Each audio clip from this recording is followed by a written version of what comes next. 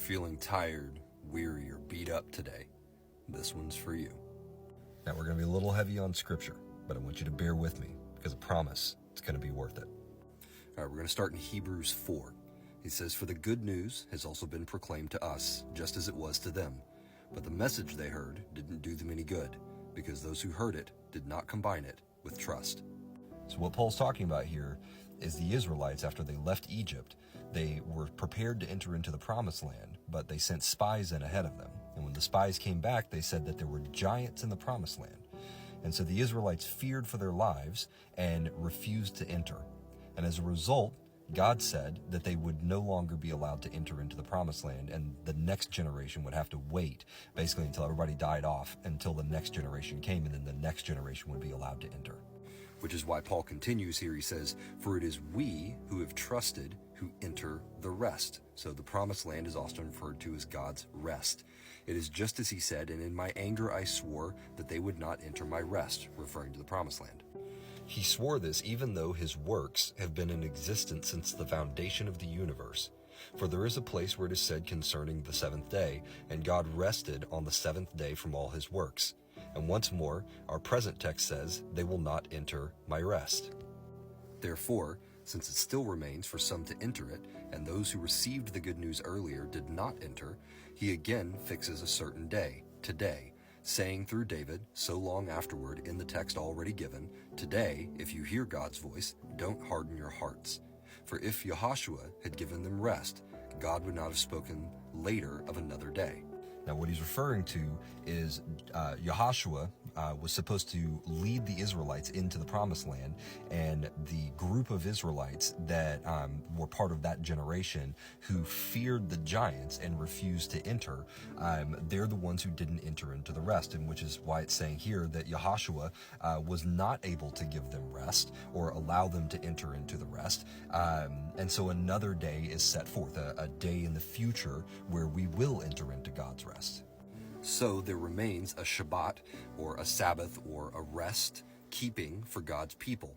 For the one who has entered God's rest has also rested from his own works, as God did from his.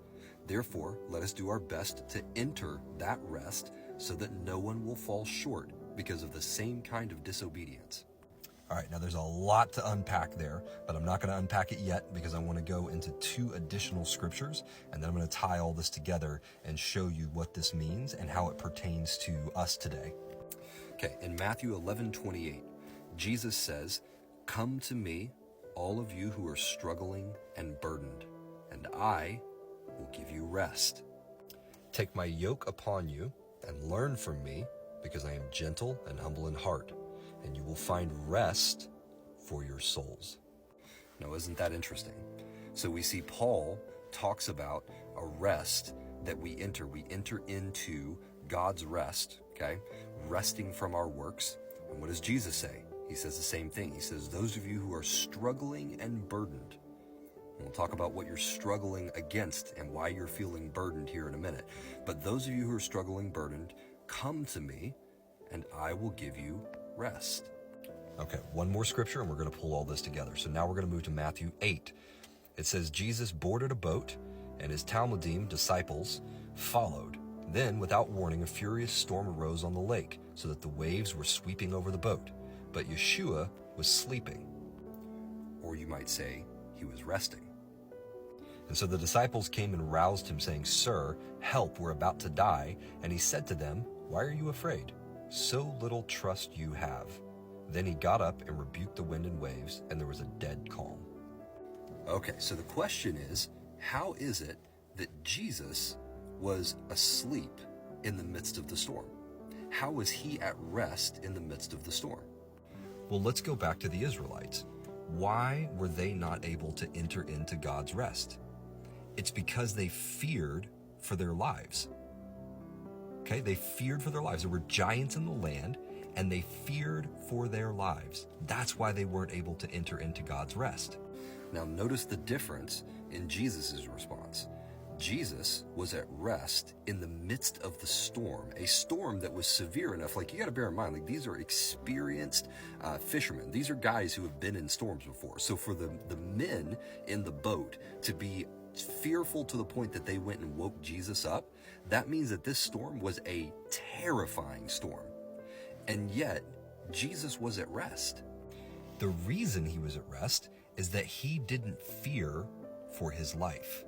And so the question is, why did he not fear for his life? Alrighty, ready to have your minds blown? We're going to go to one more scripture. All right, in 2 Kings, there's this story about a widow and a prophet. It goes like this. It says, "Then this word of Adonai came to him," speaking of Elisha.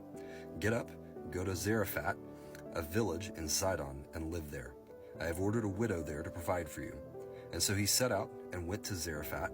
On reaching the gate of the city, he saw a widow gathering sticks. He called to her, "Please bring a little water in a container for me to drink."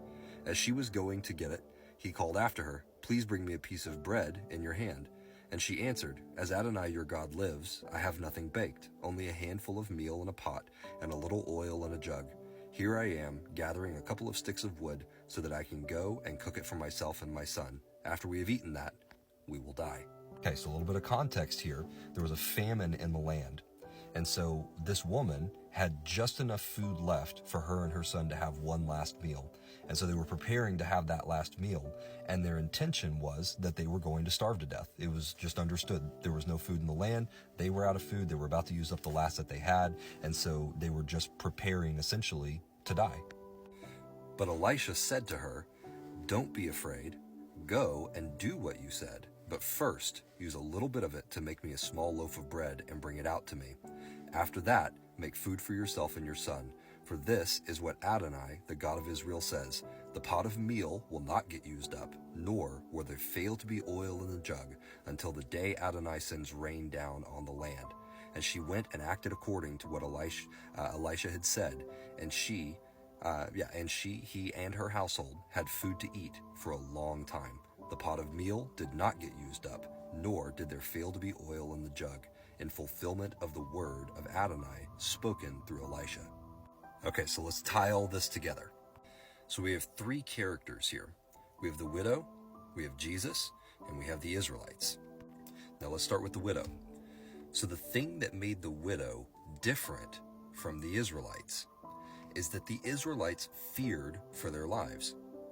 And as a result of that, when God gave them the promise, the way forward, right, which was to enter into the promised land, they feared for their lives, and they didn't trust that God had the capability of preserving their lives. The widow, on the other hand, had a different situation. She had already determined that her life was over, as indicated by the text. She was about to make her last meal for her and her son. She had already rendered her life in the body as dead, as complete. It was over. They weren't going to survive this.